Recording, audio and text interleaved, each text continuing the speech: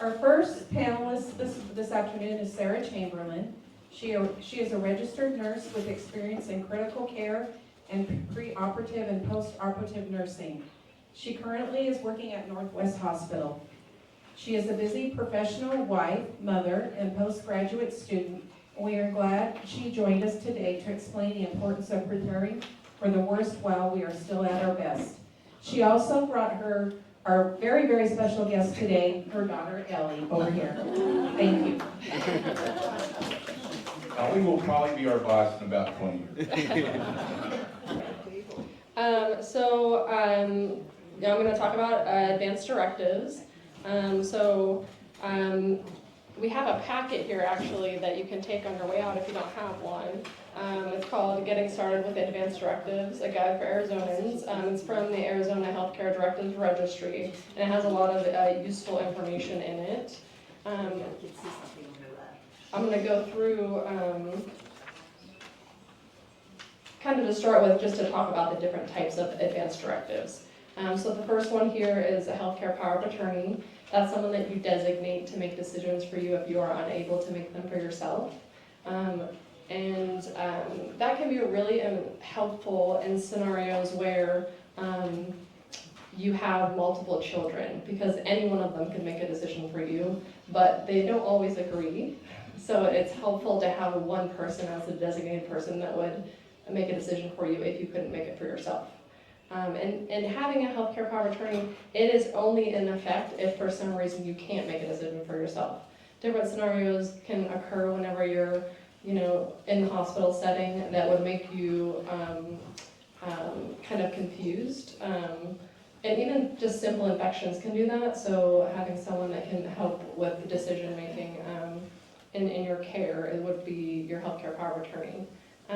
Second is a mental health care power of attorney. That is more for someone to make decisions for you about behavioral health placement and treatment, which can be, about mental health, but it also can be for dementia as well. So that is a second power of attorney that you can have. The third one is a living will, and that one is really important because this gives a person kind of directions. Your healthcare power of attorney can make the decision, but what are the things that you want? Your living will says what you want. And that doesn't, this conversation sometimes is thought of as like toward the end of life, but that's not always what a living will can be helpful for. A living will can be helpful in situations where you're in the hospital, can't make a decision for yourself, and so that would kind of give them direction. So I have a few questions or things to think about whenever you're writing a living will. So one of those things would be, what would you want if you were permanently unconscious? What if you had a terminal illness and treatment failed? What if you had a severe stroke and did not respond to treatment? This one specifically, in working in the ICU setting, I took care of a patient who was in his 30s. He wasn't able to afford his hypertensive medication, so he did have a severe stroke, and that left him only able to communicate through blinking his eyes. He wasn't able to move his body at all, which is really sad, but his wife had to make a decision at that point. Were they going to continue healthcare treatment, meaning what was his life going to be like after that, or were we not going to continue and do comfort care? She did decide to continue, so he ended up with a trach, which is connected to a ventilator for breathing, and a colostomy and a PEG tube. So that is what we're talking about whenever you have a living will. It's making a decision where, is that a quality of life that you're interested in, or is it not? And that's how it helps someone make a decision for you. So the next one is, what if you did have to have a colostomy bag? Another example of that is actually in my personal life with my grandmother. She was in a situation where she was ill in the hospital and she did have to have a certain amount of her colon removed, and she would have a colostomy bag after that at that point. and my family decided not to continue care because that is not something she wanted. But for another person, that might be something that you would want and you would be okay with living with. So again, like that could give you lots of years after that for someone who is okay with living with a colostomy bag. So that's kind of what the living will does. Another example is, what if you were paralyzed? Are you okay with living in a wheelchair for 10 more years and you're happy with that? That's something that you can put in your living will, so that someone can make a decision for you if you're not able at that time to make a decision. Another example would be, what if you had to have limbs amputated? That's pretty common in diabetes. If you are in a situation where a limb needs to be amputated and for you to able to survive, but you're okay with missing one limb, that's something that a family member would want to know in that advance directive so that they can make that decision for you and you could have 10 more years. But there are people that would not want that, so that's what the living will is, and that's why that's so important. The last one here is a pre-hospital DNR, which is do not resuscitate. So a DNR basically says if you are not breathing or you don't have a pulse, that we would not do CPR, electric shock, things like that to try and bring you back. If you still have a pulse and you're still breathing, we're going to do everything else before that. It's only if your heart stops that we would not do any treatment. That's what a DNR is. Some people want to have a pre-hospital DNR, and what that looks like is it has to be orange. It's this paperwork here, and that is something that you would put on your refrigerator, and that is for if a firefighter or a paramedic were to come to your home to help you. If you didn't have a pulse at that time, they wouldn't do CPR. That's all that is. And I think Tim was saying too that the fire department talks about having your medical information on your fridge as well. So he's going to talk about that a little bit later. And that's helpful for us because if you're coming into the hospital in a situation like that, you may not have someone with you right away. So if you aren't able to speak for yourself, then we have information. So having information even about your medications list, your past medical history, surgical history, things like that is really helpful for us whenever we're making a plan of care of whatever you came into the hospital with, because certain things can present in the same way, but if we know you're on this medication, then maybe that's what caused it, things like that. So very helpful. So where do you find information, paperwork for advanced directives? There's a couple of different places you can find it. On this same paper here, it talks about where you can find the one that's through Arizona's Attorney General. There's a website that you can go to. It's on page 4 of this paperwork, which is on the table over there. But it's azag.gov is where you go, and you can find a life care planning packet, and you can pick and choose what you want. It has all of the advanced directives that I talked about, so whatever works for you, you can choose out of this. There are other options as well. This one is called 5 Wishes. This is a living will, and this one you do have to pay for. I think it's $12, but it is very helpful.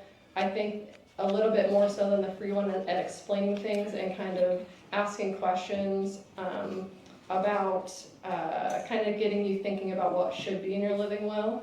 It also has spaces where you can add extra things, which I think is really helpful, which this one does not have. Another one that you can use is called Caring Conversations, and you can Google that, Caring Conversation. It's another packet where it goes through, it has a lot of information in there and has a lot of questions that get you thinking about what should be in it. So those are the options for those. Another thing that's important is that these are valid. This one specifically from the Attorney General is valid in Arizona, but it may not be in another state. So if you live here sometimes, in another state other times, it would be important for you to know what is the legal side of it is in those states. Because some states you need to have it notarized. In Arizona you do not. You just need to have a witness signature. And a witness signature, they explain in here, cannot be someone who's providing medical care to you. It can't be someone who is related to you through blood or marriage. And they have to be 18. So just needs a witness, doesn't have to be notarized. So you would just have to check in whatever other state that you're living in if that is valid there. Let's see. And then what to do with the paperwork once it's completed. So the pamphlet that we have at the front is from Arizona Directives, Healthcare Directives Registry. So you can register this stuff online. So that will be a place where it's kind of all together, where you can access it easily. Now they do talk about how healthcare professionals can also access it, but I'm going to be honest with you, I've never done that in the 6 years I've been a nurse. So your family needs to have this. You need to have a copy. Your family needs to have a copy. And it's something that you bring to the hospital with you, or your family would bring to the hospital with you. And then we kind of already talked about the folders there. Another helpful thing to have is a medical folder that you could even have by the fridge as well, or at least where your family knows where it is, that has medications list, your doctors, your pharmacy, past medical and surgical history, advanced directives, if you have a living trust, and funeral and burial arrangements, last wishes. Having all those things together in one place is really helpful for your family.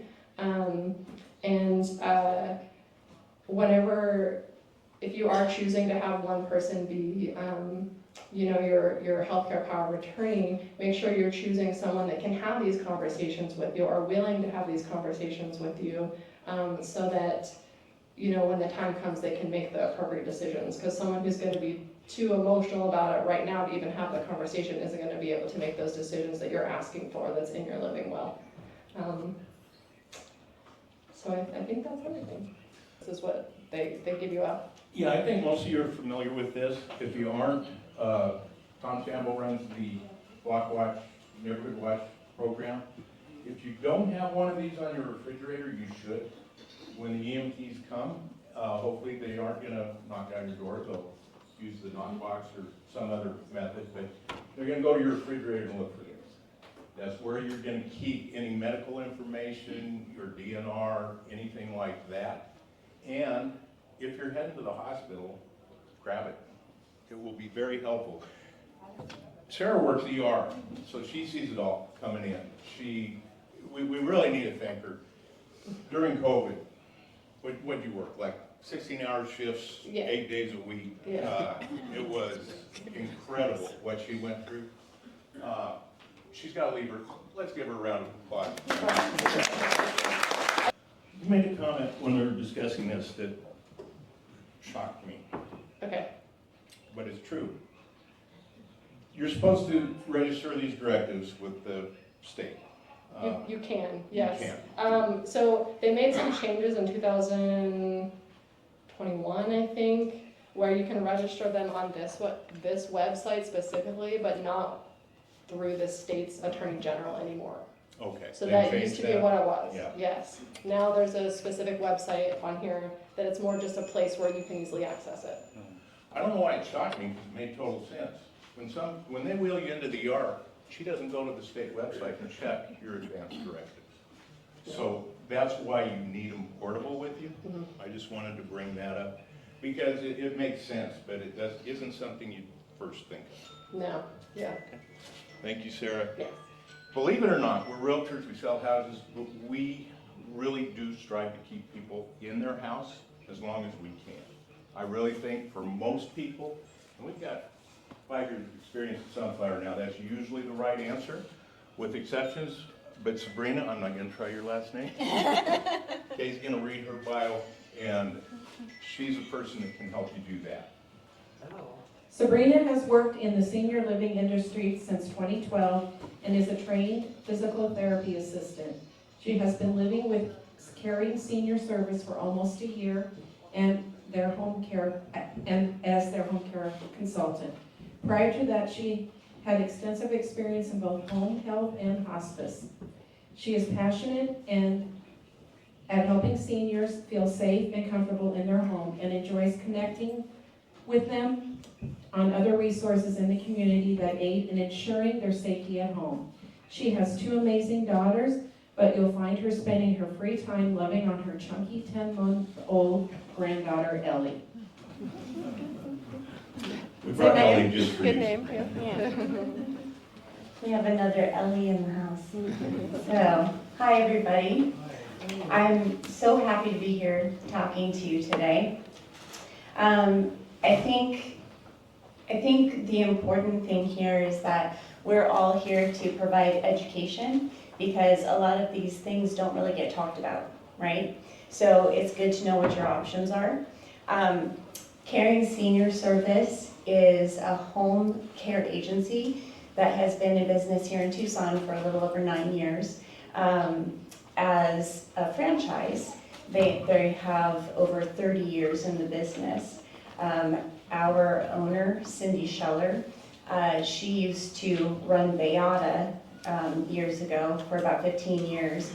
And so she now has Tucson, several territories in Texas, and now one in Las Vegas as well. So altogether 9 territories. Can everybody hear me okay? Okay.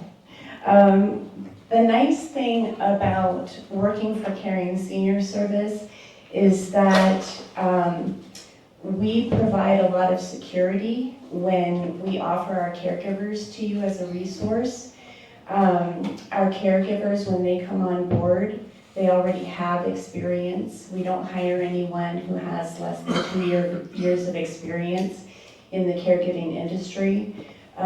We also do pretty intense vetting, sorry about the popping.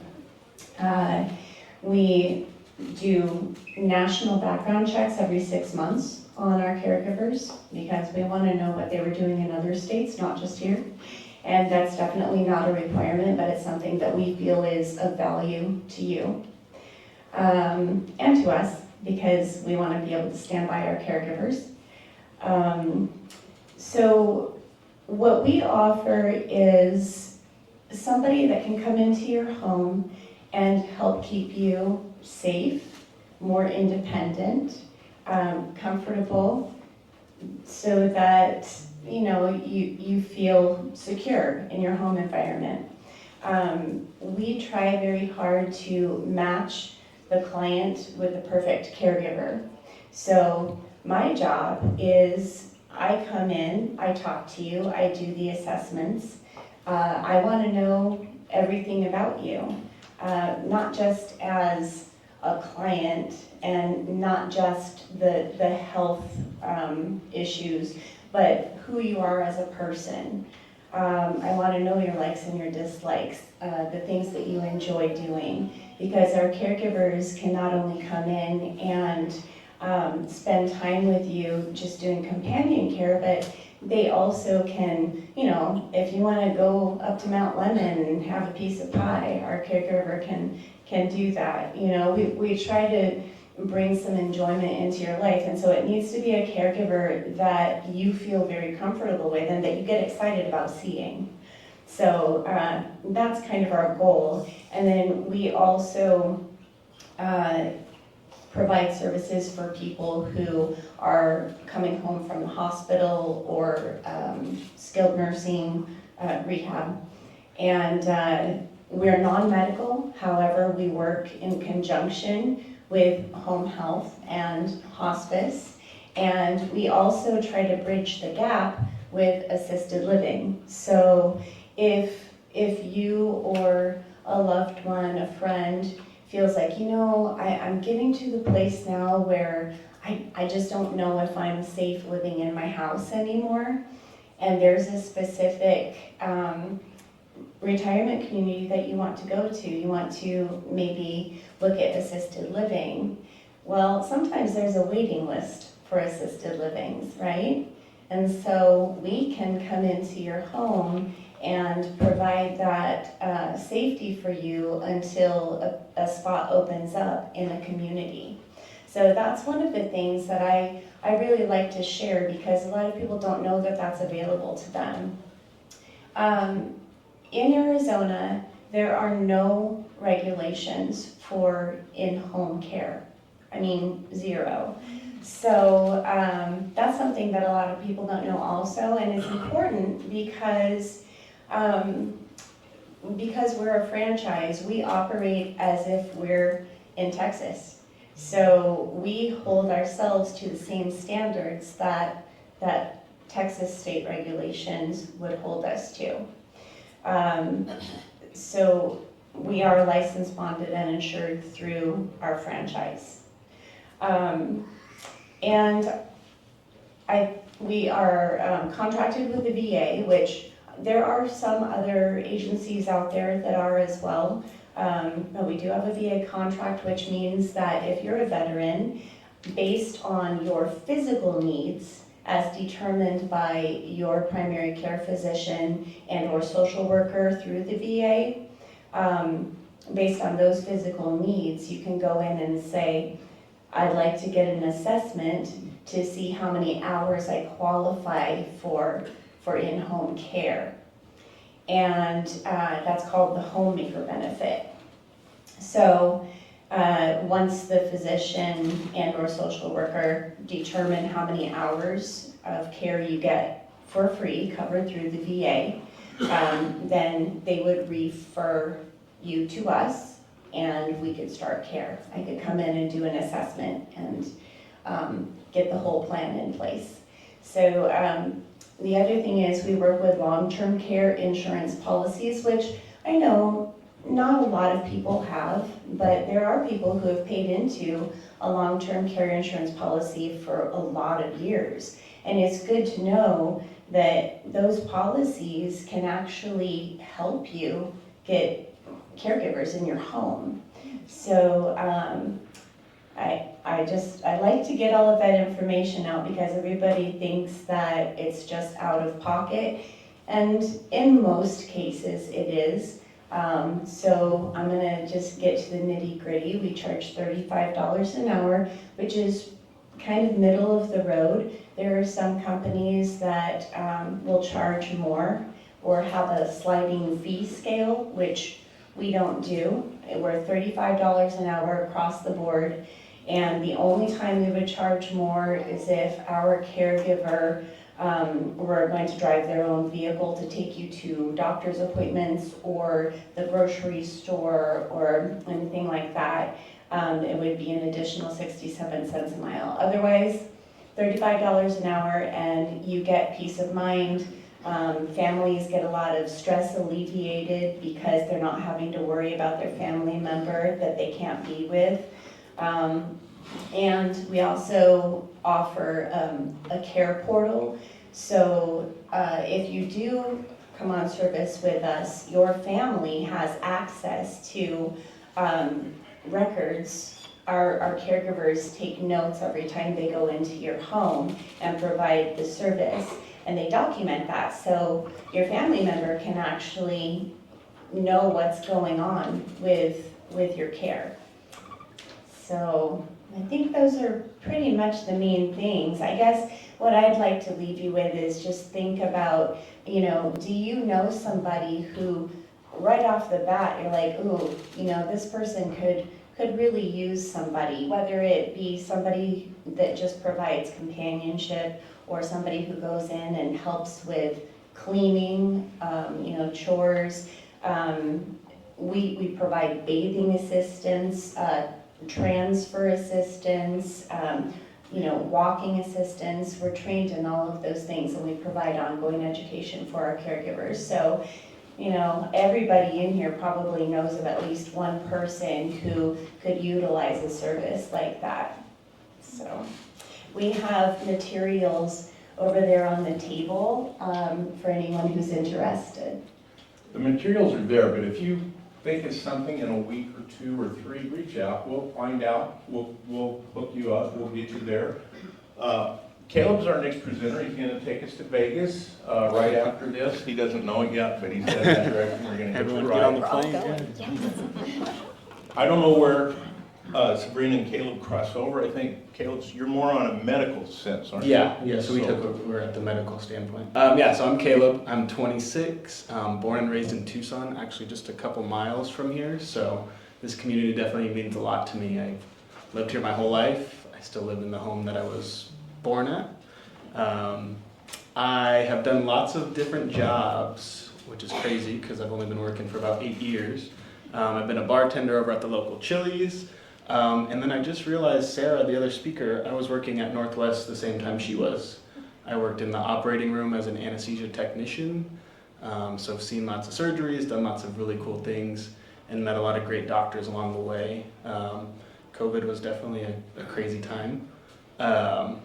And now I work in home health. So what home health is we take over on the medical side. So caregiving does a lot more of the companionship, the light housekeeping, all of that good stuff Sabrina just talked about. We do skilled nursing, physical therapy, occupational therapy. We do have a home health aide that can help out with the showering as well. And then a medical social worker. So if you just need a lot more resources on doctors and maybe some things that are going on in the home that maybe shouldn't be going on, we have a medical social worker as well. The great thing about home health, we come out to you. Also, it's covered by insurance. Depending on what insurance you hold, kind of depends on which companies you can use. For us, we do just go with traditional Medicare and VA. And then, but we work with everybody. So if you have a different insurance and we can't take care of you, I work with every other home health in the city of Tucson and elsewhere as well. So we can find a good spot for you, a good company that can come out and see you. We always just want to work with whoever's best for the patient. A little bit about it, there's tons of things that we can help out with. Anything from wound care, medication management, if you got just a plethora of drugs that you are on, it's definitely good to have somebody come out and help you out with those. Oftentimes, anytime you come home from a hospital, a skilled nursing facility, they're going to assign you home health. They will ask you a choice. If you guys happen to like what I say, always ask for us. And like I said, if we can't take it, we will make sure that we get you out to another good company.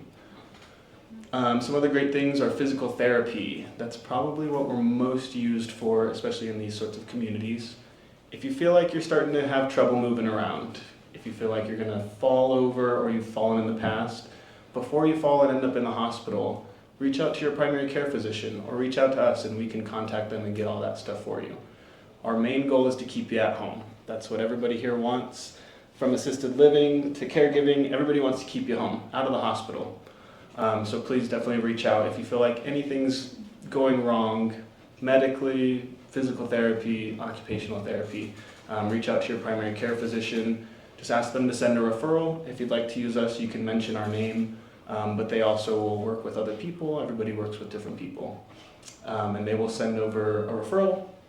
We'll get working on that for you, and it's my job, and I have 2 people under me who also will reach out to you, can explain things more in detail about your personal case, and we'll get you rolling. The typical patient stays on for about 45 days under their Medicare, but it can be longer, it can be shorter, depending on what you need.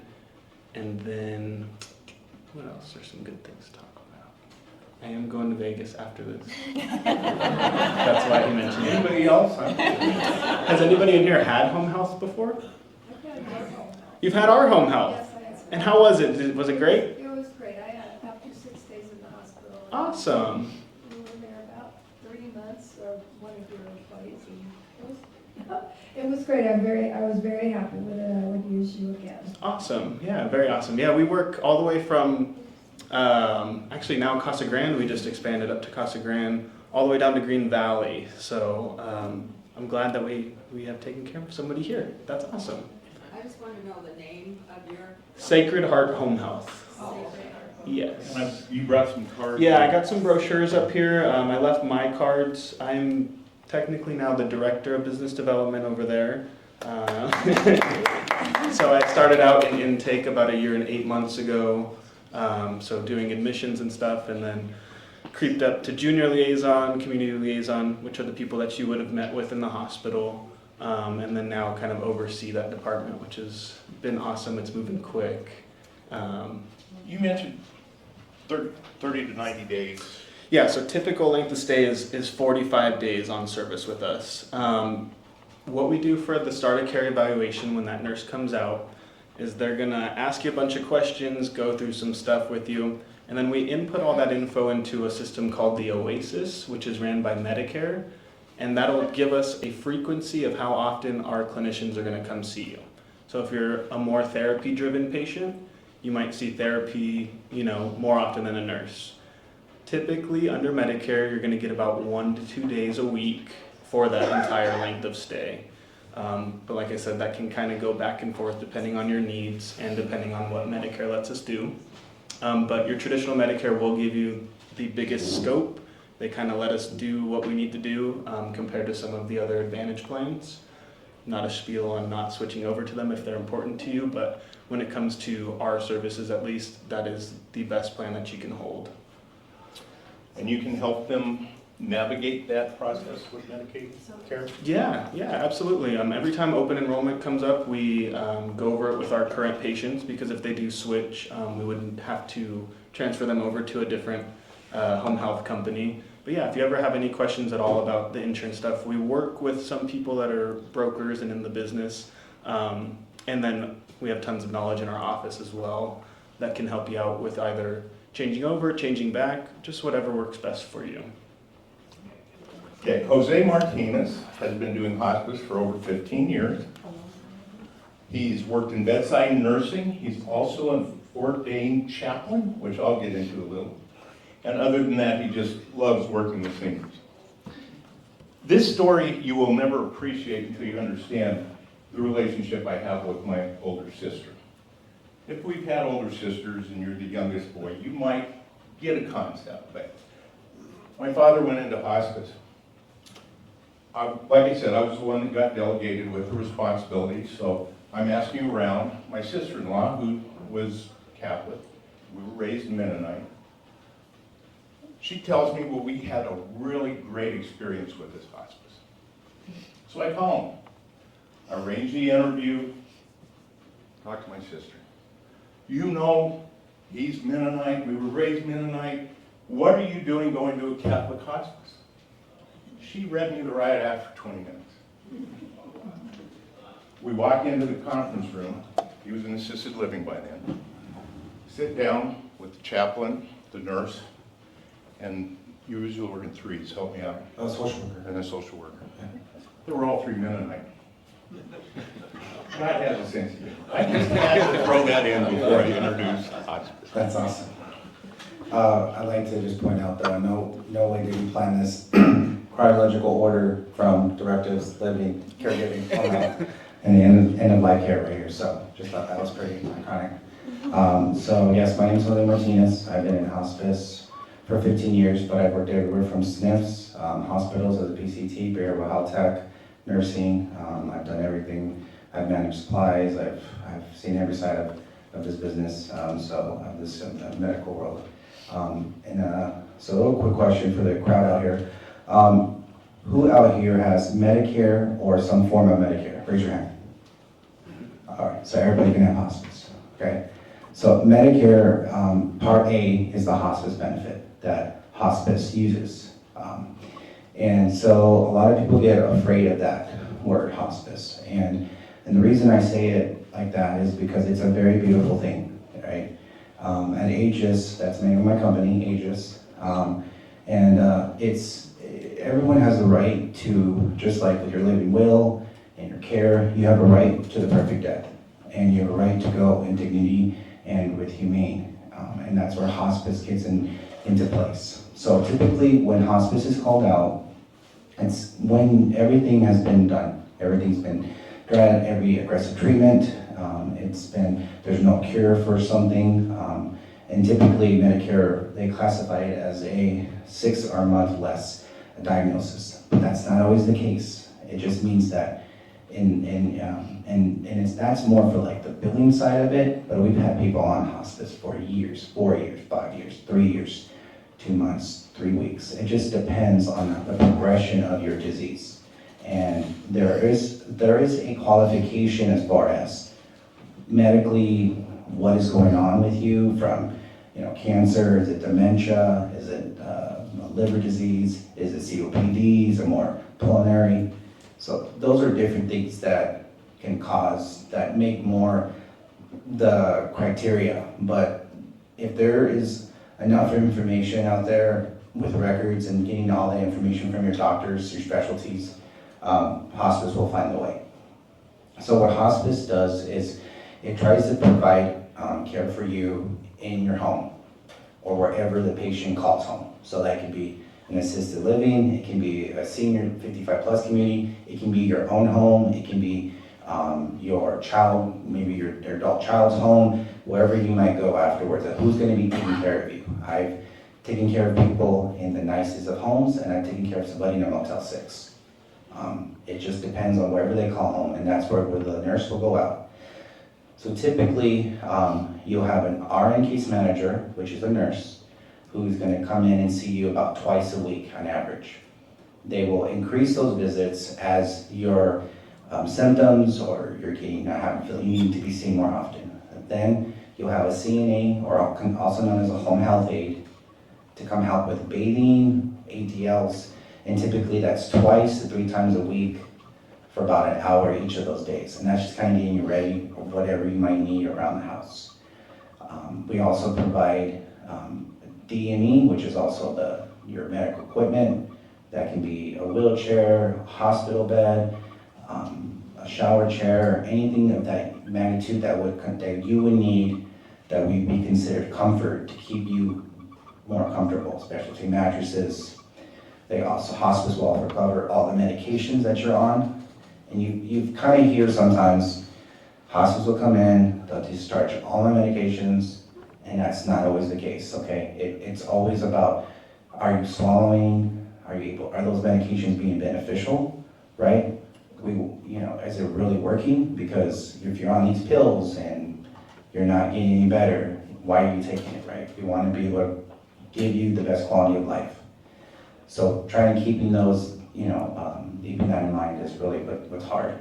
But you have a right to decide and talk that over, right? And that's why a living will or advance directive is very important in hospice, because it explains that if you're unable to. We also provide any kind of wound care if you're having a wound. Maybe home health is doing the care for home health, and then now you're going to go hospice, so then they would pull away and we would take it over. And whatever they were doing, we would just continue that, no matter if it was a person bandage or creams. So hospice really does a lot of care, hands-on. And the only way we keep that going is with our nurses and our team to understand the decline that's going on with you and reporting. Every 2 weeks we meet and we talk about all our patients and what is going on with them. And we do have days where we talk about, Mr. Johnson is doing so well. He's got more people, he's walking now, he's getting more food in his belly, his wound is healing. So let's see where he is in about a few more weeks and we'll graduate him off service. And at that point, you graduate off service and you go back to just, going to your primary care physician, and we'll go from there, and maybe we'll see you one day, maybe we won't. But hospice does so many different kind of interventions. You do get a good team. Besides the nurse, you also get the chaplain, which can be it's usually non-denominational. It's kind of just somebody to talk to you. If you don't want to talk religion or faith, it could be just a companion, someone to come talk to you, how it's going on. Did you make your bracket? Are you have any kids coming in today for Christmas? Anything that you might want to talk about, right? It's also just, especially for people who they live alone, it's someone to come in and check on you, right? We try to plan the visits out so that every disciplinary is seeing you every single day. So that at least out of 7 days, you're getting somebody 4 to 5 times. You have a social worker who can also help you if you need some more resources, setting you up with caregiving. They can do that. They can also help you with your end-of-life plans for funeral services. So maybe you haven't thought about that yet. Social worker can help you direct you to the best situation financially in certain communities that will take that. So a lot that comes with hospice, right? It's not just the care, right? Another big thing about hospice that a lot of people don't realize it is that we become the new 911. So in the middle of the night, if you're having and not feeling any better, feeling great, you can call the hospice number and you can say, hey, I'm not feeling good, I have a tummy ache or a headache or nausea or I'm in pain, and a nurse will talk to you on the phone and they'll ask you, do you want me to come out? It's 2:30 in the morning. You can say yes, or you can say come in the morning, 7, 8 a.m. But if you want them to come out in the middle of the night, they will. That is their job. They will come out, they will assess you, they will get you comfortable. That's kind of what they call, so when someone's at home, that's called routine hospice care. Okay, that's routine hospice. So that's the basis of it. There's 4 levels of hospice care. So the other couple levels is continuous care. That is when you are having such a bad symptom. And that kind of is like, let's just say you have really bad nausea, really bad pain, and you need a nurse with you more than an hour. So then a nurse will sit with you for up to 4 to 5 hours, even longer if they need to, until the symptom has relieved itself. And they get the medications there, it's been delivered, you've administered it, you're feeling better. So then now you go back to routine. The other level is considered inpatient hospice. That's GIP, that's considered when you don't have someone to maybe take care of you, or your symptoms are so unmanageable, you will go GIP and you will go to a certain place. There's a few in town just at the moment that you would go, and you can go there to either typically pass or until your symptom is under control again, and then they would find placement for you in that meantime. And then the last level, why am I drawing a blank here? Routine, GIP, respite. So with every hospice benefit period, you get a 5-day respite stay at a facility. Now, usually at a skilled nursing facility in town.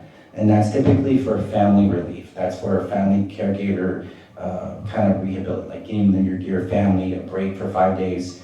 Maybe they have to go out of town. Maybe they have a planned trip. Maybe someone's graduating in another state and they need someone to take care of you, but they can't afford caregiving, right? Because they just don't have the funds. So then hospice would place you in a facility for 5 days that the hospice company will pay for. And so that way your family knows that, right, for 5 days someone's taking care of mom or dad. So that's respite there. And then you would just go right back to your home and flip right back to routine hospice. So hospice has a lot of services to it. It's not just end of life and throwing in the towel, right? People come on hospice for many reasons. They're on it for a long time, and sometimes they're not. But it can give you that rehabilitation because you're getting so many eyes on you, right? You have nurses coming out twice a week, sometimes more. You have CNAs catching things before they get out of hand. And they report that back to the nurse. Hey, I tried to shower him today. I was giving him a bed bath. We noticed a wound. Let's get it caught. And they can catch things before they get too advanced. So that's kind of what hospice is and kind of all together. Can you briefly describe the difference between palliative and hospice? I'm gonna talk about that. All right, so you might hear the word, if you're in the hospital, you're gonna hear the word palliative consult or the palliative team, okay? The palliative in the hospital, realistically what they're talking about is hospice. They don't say the word hospice because it scares a lot of people and it frightens them. They think the worst of it. So you might hear palliative is a more, but the difference between palliative and hospice is palliative it's kind of like you get a little bit of care from a hospice team. You're getting, the biggest thing is, think about you have a cancer patient, right? And they're getting chemotherapy, but they are so sick, they still need a social worker. They still maybe need just a nursing visit once a month, but they're not getting the full benefits. So they'll have someone come out, help them get whatever their resources they might have. They also kind of help them with care with a little bit of it, but they're not getting that full-on hospice care like what you would when you get with hospice. So palliative is kind of like an intro. It's kind of in the middle, right? It's just right there. I have 5 more chemo sessions, and then I'm going to go see my oncologist and find out if the cancer is gone. And then at that point, if it's still here, then I'm just going to go in hospice because it's not working anymore. So the difference is really just you get a little bit of services, but not as much. You're getting a little bit less eyes on you, less care, but you're still getting some help in what sense if you're needing that help, depending on what you're going through. Where hospice is full on board, we're pedal to the metal, we're trying to keep you home, keep you comfortable, not having you return to the hospital. another good thing I want to let people know. If you're on hospice care, and again, it's how you feel. You do not have to be a do not resuscitate. You do not have to be a DNR. In the hospice company, we prefer you being a DNR because if you think about it, you're saying to us, well, I'm done, I just gave up, I'm ready just to be and die at home and be peaceful. So I'm a DNR, okay. But I'm a full code. So that means if you stop breathing and you're full code, you're going back to the hospital, hospice moves away, and we start the cycle all over again. And that's where families and children and parents get, I don't want to go back to the hospital, but mom, but dad, but what if there's one thing they can do, but I'm done. And that's where you have to have those talks while you can have them. Because being a full code and being on hospice, it's like 1 foot in the door and 1 foot out the door. You fall on the ground and you stop breathing, we have to call where we would just let you pass away in your home. So that's another little thing that people don't realize it. And just to kind of create a little bridge, that's perfect with what Sarah was saying as well. In that situation, you would want to have a living will, right? Because then there's no debating. You've already determined what you want to do in that situation. Leslie Webster has been with the Watermark at Continental Ranch since July 2019, 2 short months after the community opened its doors. She has been in the senior living industry since moving to Tucson in April of 2017. She has a passion for helping individuals, couples, and their families navigate the ever-changing landscape of senior living. The Watermark at Continental Ranch is a fully licensed community offering 24/7 caregiver assistance in a modern yet comfortable setting right here in Marana. They offer seminars and support groups and like to be a great resource for residents of Marana and Northwest Tucson. Introducing Leslie is easy. It's almost like an old friend. Everybody knows Watermark here. They support sunflowers, their shredding events, their pies, where Tom and I work trying to get people, and they always support us, and it is so nice to have her here instead of Tony teaching us tech. But we love Tony. Tony is great. Thank you Tony for is great. bringing him over. Take it away. Thank you so much. How many people here have never heard of Watermark? Yeah, that's what I thought. So this makes my job very easy. But I do want to touch on everything that the panelists here said today. Sarah talked about all the different documents that are needed. And those are all things that we ask for when you move into our community. So they are all things that we will ask to have copies of. What we do is we kind of become your extended family when you move in. So all of those documents, the living will, the powers of attorney, all of that stuff are all documents that we keep copies of. So when you do go out, if you go out to the hospital, if you have some type of procedure, if your family is living in another state and somebody needs to get that information, we are fortunate enough to already have all of those copies and to be able to give all of that information, whether it's to the doctors, the EMTs that may show up. The advanced directives will be on your refrigerator in your apartment at the community the way they would on your refrigerator at your current home. We also work in conjunction with every person you see on this panel. Sometimes when people move into our community or when they're considering assisted living, they think that you move in and our caregivers have to provide care for you. But that is not true.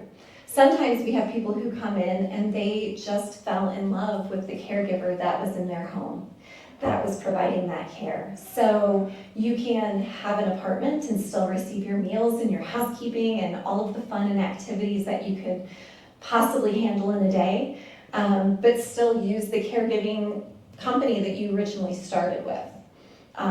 If you move into our community from, let's say, a hospital or a rehab, and you had a bed sore that developed while you were at the hospital, we would call Caleb and say, we have somebody moving in and they're going to need wound care, because that is considered something medical and medical is not something that we can do in an assisted living community. Medical things have to be done at skilled nursing, or at a hospital, obviously. And then when we have residents who, as Jose said, kind of get to that point where they don't want to take the medications anymore, they want to be comfortable and still well taken care of, then we also work with every hospice agency that you can think of around. What's great is though that we develop these wonderful relationships so that when you're looking for those individuals, we can tell you about our good friends Sabrina or Caleb or Jose and help you to get those services. So living in a home as you are now, when you think about needing those services, you probably have to come to a seminar like this one and get to know us and learn what we do. When you live in a community such as mine, we already have these partners. We've already met with these individuals. We've already helped to make a relationship where we know that we are giving you good information, that we are giving you an awesome resource to be able to utilize, whether you're in our community or whether you're still in your home here. We have great seminars. We have worked very closely with Wendy Harn, who is now no longer at her previous law firm. She has actually ventured out on her own, which is, I'm very excited for her. But she helps people with trusts and wills and the different types of documentation that Sarah spoke of.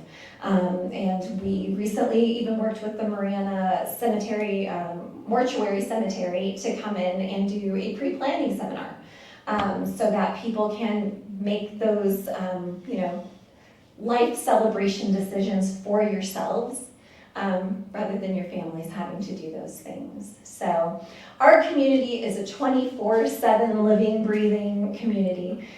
We have caregivers that are there from the moment you wake up to the moment you go to bed, and then when you go to bed, they're still there. So if you have something that happens at 2 in the morning, you're gonna have a pendant to push, and someone's gonna come and invite themselves into your apartment to say, what can we do? How can we help you?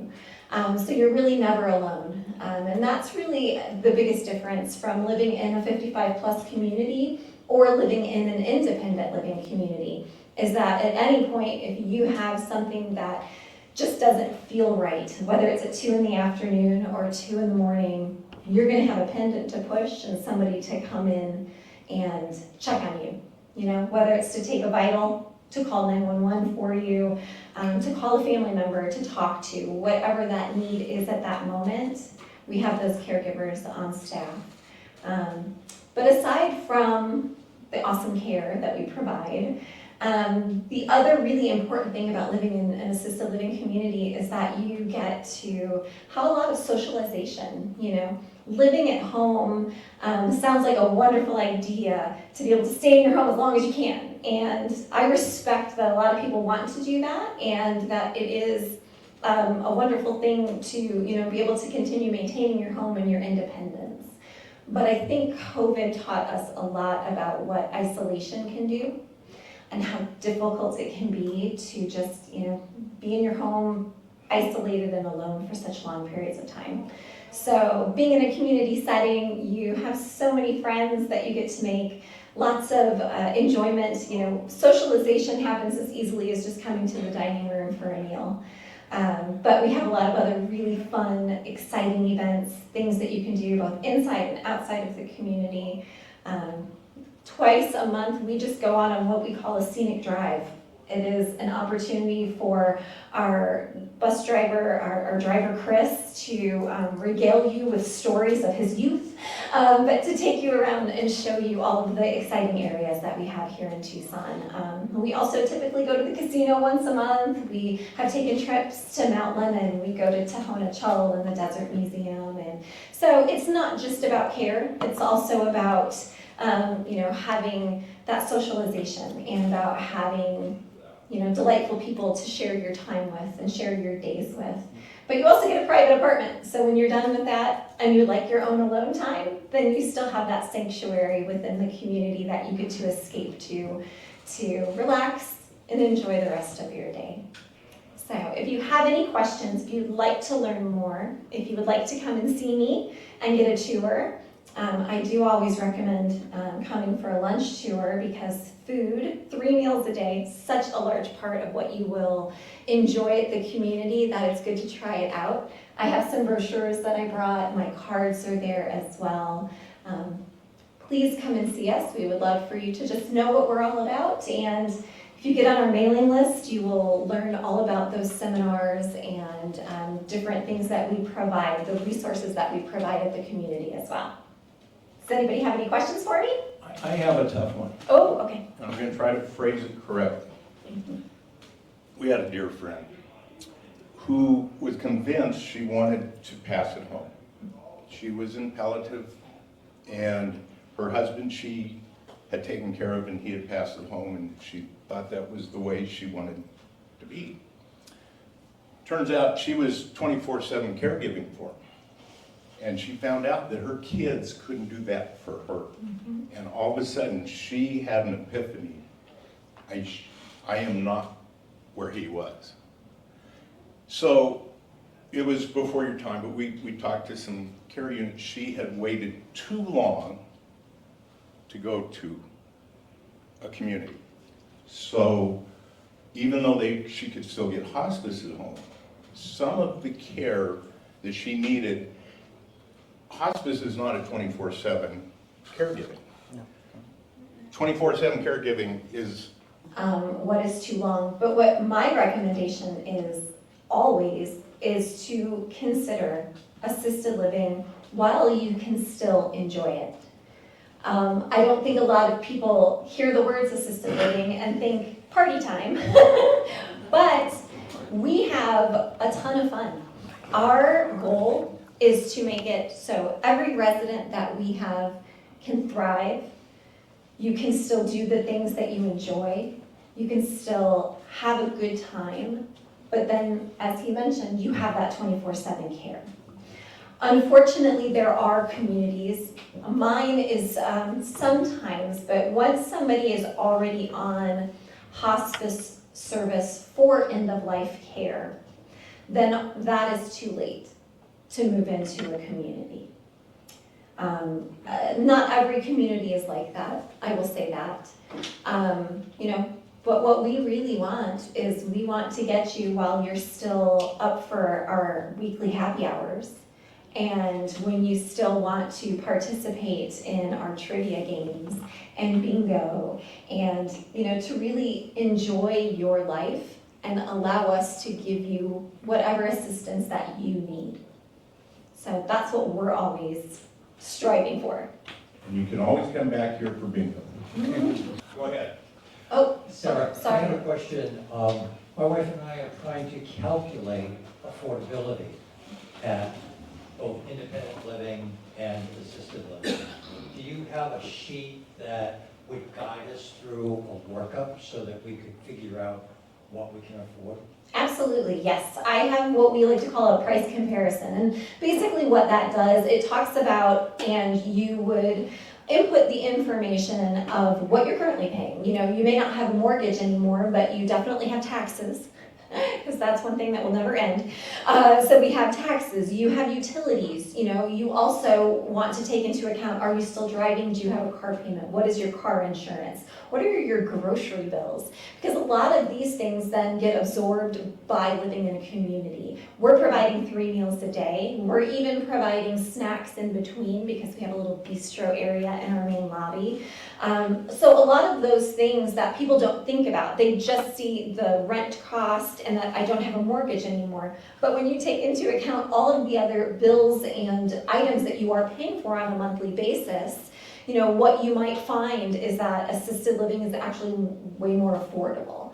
And the bigger difference between independent living and assisted living is that you will find a lower price point in an independent community, but the services are similar to living at home in that if you have a medical emergency at 2 a.m, you're going to need to find a telephone and you're going to need to call 911. Because independent living does not have 24/7 care staff.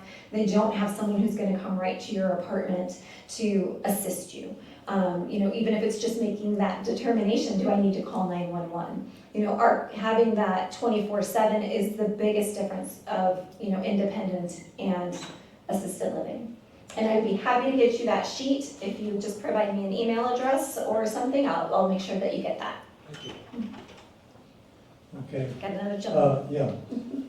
One of the questions I have is what about couples where one really needs the assisted living and the other one does not? We see that all the time. And we are able to keep husbands and wives together. Family members who, are living together now, whether you're siblings or mother-daughter. So oftentimes we do have that scenario where we will have a couple that moves in. One will receive care and the other is just a resident enjoying life and still, being able to remain together. But in our community, I will tell you, in our pricing, we include care 22 hours per month per resident. So even if all you need is maybe for us to check on you a couple times or help to administer medications, every resident can receive care, but not every resident needs to receive care in order to live there.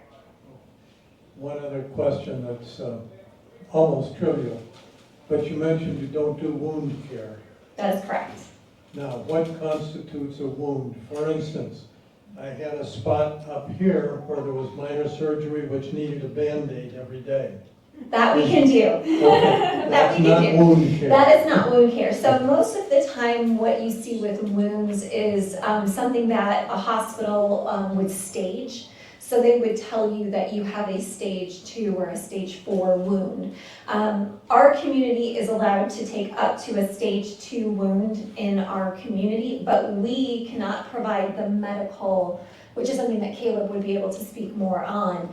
But we would not be able to. A lot of those wounds are oftentimes packed, and so they actually need someone to come in and change out those bandages and repack it and it just depends upon the type of wound and what it is, but that's where we would help you and say that we have this wonderful resident, but they need to have this wound care. Can you come in and care for them? But it can be no more than a stage 2 at time of move-in for our community. I have both lived here for a long time, but also my husband and I did move to assisted living for a short time. Then I moved back here. But one of the things that I found very helpful was my daughter made a spreadsheet. We went and visited all kinds of places, and she made a spreadsheet because some places don't charge for this, but they charge for that. So the place that I thought was the most expensive was not. It was someplace else because they charge incrementally for this. So my husband needed certain care and I did not need any. So going on that, we could tell what it was most reasonable for us to live. Yeah, absolutely. Doing that whole spreadsheet was a help. Yeah, absolutely. And yeah, I love families when they call in to get information for their loved ones. I can hear them typing away everything I'm saying. So I know, I'm like, oh, you're a spreadsheet person, are you?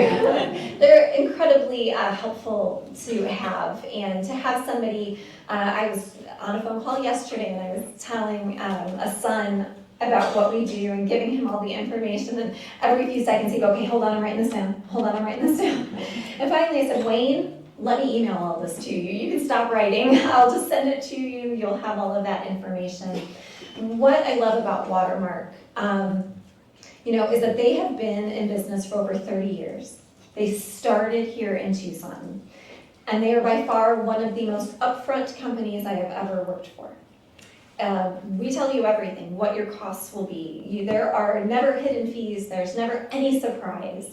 So it is something that I give a lot of credit to Watermark, that they would rather every nuance, every cent, every penny that may be spent before you move in, because obviously we don't want people to move in and then get surprised by things. So it is definitely something, I feel like I work for a company that has quite a bit of integrity, and they want to make sure that people just know all the information they need up front. Any other questions? Oh, yes. This is going to sound really stupid, but Is there a minimum age to be in your community? There's no such thing as a stupid question, so. Yeah, there are. As I'm getting older, I'm starting to think about this stuff, and I don't feel old enough to need your care yet, of course, but is there an age limit or situation? To an extent, yes. We consider ourselves also to be a 55-plus community. And I think more than anything is because we have not hit, we've not found anybody who was younger than that needed assistance. However, we did at one point have a resident that moved in who had a son with developmental disabilities, and she was his primary caregiver, and thus we would be providing care for both.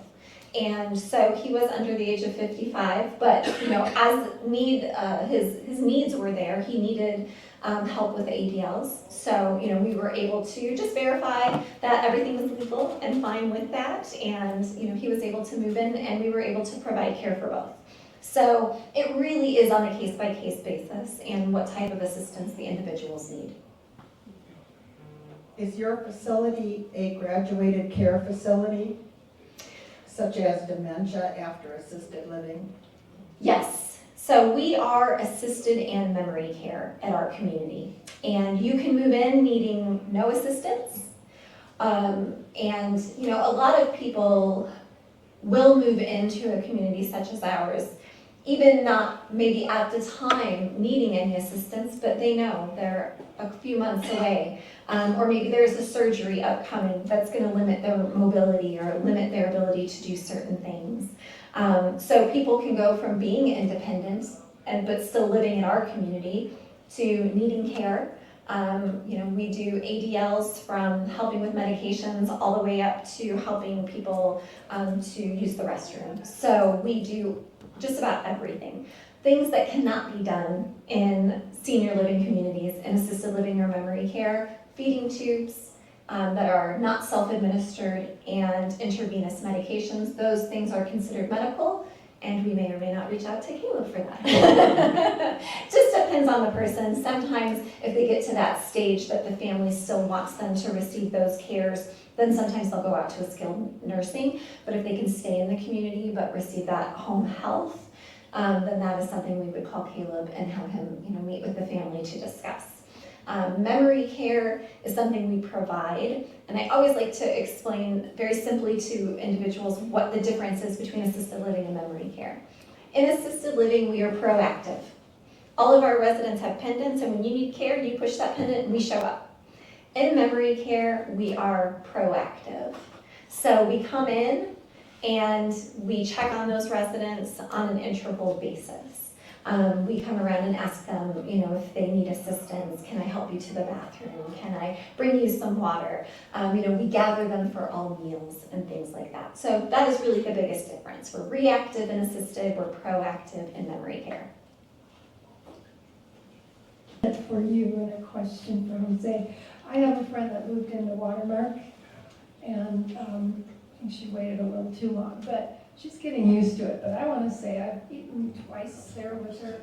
Your food is excellent. Thank you so much. Very good.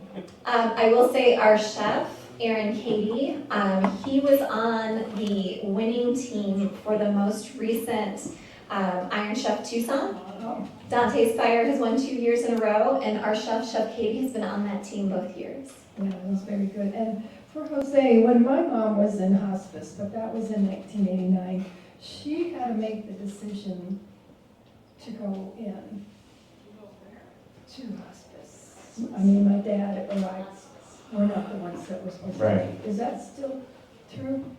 So your question was basically saying about her mom, she elected hospice. No, that's not the case. So if you're able to make decisions, we're gonna ask you that question. Are you wanting hospice?